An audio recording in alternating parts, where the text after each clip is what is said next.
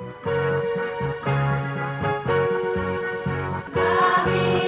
nagpupugay sa iyong pagsilang, Jesus, ang aming papuri alay sa'yo.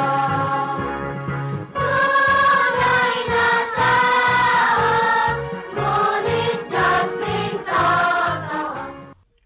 Santiago 5:7-9.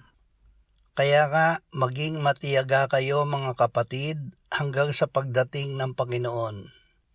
Hinihintay ng magsasaka ang mahalagang bunga ng lupa na siya ay nagtitiis para dito hanggang sa ito ay tumanggap ng una at huling ulan. Maging matiyaga rin kayo. Patatagin ninyo ang inyong mga puso sapagkat ang pagdating ng Panginoon ay malapit na. Mga kapatid, huwag kayong magbulong-bulungan laban sa isa't isa upang huwag kayong mahatulan. Tingnan ninyo, ang hukom ay nakatayo sa harapan ng mga pintuan. Ang Panginoong Hesus ay magbabalik.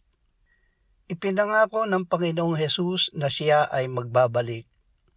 Ngunit hindi niya sinabi ang eksaktong araw kung kailan. Ang tagubilin niya ay maghintay tayo at magbatsyag. Hintayin natin siya na may pagtitiis at pagtitiyaga, gaya ng mga propeta sa matandang tipan na naghintay sa unang pagdating ni Jesus.